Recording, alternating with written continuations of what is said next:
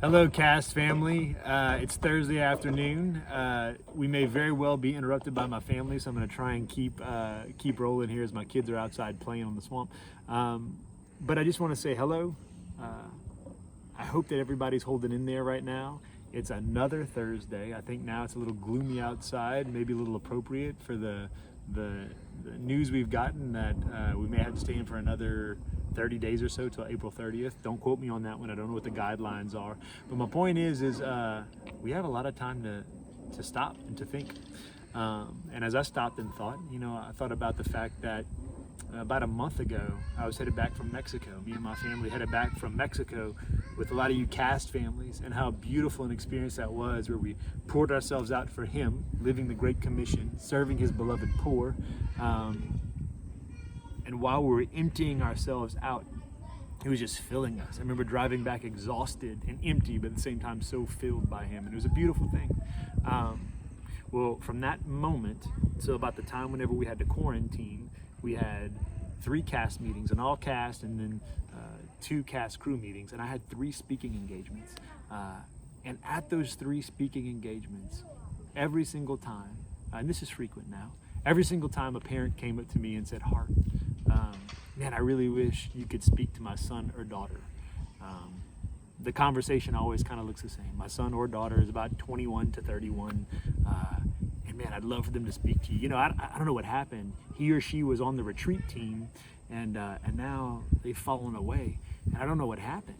And every time I have to figure out a delicate way to tell this parent who's clearly concerned and loves their son and daughter, I'm sorry that this happened to your son or daughter.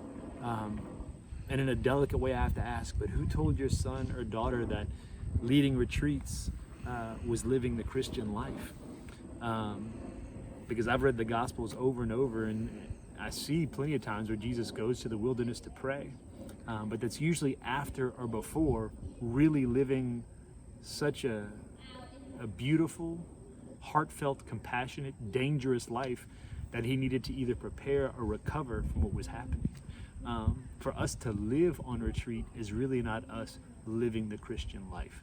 And I bring that up right now only because we have so much time inside right now. We have so much time to retreat right now. A lot of people, if you will, are losing their identity. While I was the pick a career, I was the builder, I was the this, and now I'm stuck at home. I can't even do that. I would want to say to this person, yeah, you may have been the retreat guy, you may have been the oilman, you may have been the whatever, but that was your profession, that wasn't who you were. To anybody who's been on the cast retreat, we insisted on starting your journey quiet and with Him. You know the time I'm talking about. Why would we do that? I think that in a time where people associate retreats with, I love a time when I can just go and be with my God, and it's so positive to be around all these men and all these families and all these couples who just lift you up, and we can openly tell each other that we love each other. I think it's a beautiful thing. In fact, I don't want to demote that in the order of importance, especially with the way we live now in society. Those words are so rare.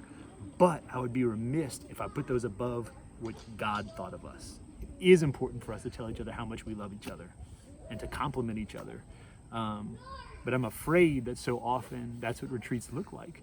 And that's what makes cast so unique, is you have to spend that time alone. Why? Because it's His opinion ultimately that matters, right? Also, because if you find yourself quarantined in a pandemic, at least for the person who's been through this program or has been following Christ in some other real way, this isn't the first time he's had to sit at home, sit alone with his own thoughts. Too many saints have said the most dangerous and scariest journey is the journey within. That's where we find Christ. But we have to find Him in the midst of our own shame. Where were you? What was going on? Why did I behave that way? I'm so embarrassed. I'm so ashamed. To look inside is a scary, scary thing for us as Christians. Now we have that opportunity. And for you cast brothers, this is where you started your journeys. So I'm asking you right now to remember your training. I read an article on Facebook just this morning that said that people who struggle with addiction are relapsing like crazy right now. Why? Why is it happening? I would say it's happening for the very same reason why you can't find a piece of chocolate in my house right now.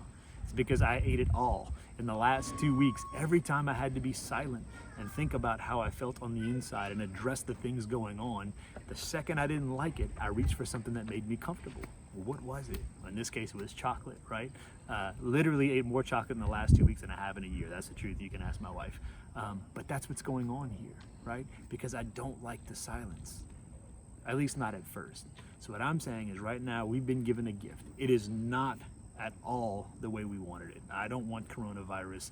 I don't want anything that has to do with the death and disease that's come our way. But I do know that I claim to be a Christian who can make life out of something horrible, who can bring new life from death. So what I'm saying is if we can take this time to really look within, to really look inside of ourselves and find Him there, because the journey to Jesus is a journey within, I think we can find ourselves even thankful for this time. So brothers, sisters, cast, families, I love you. See you next Thursday.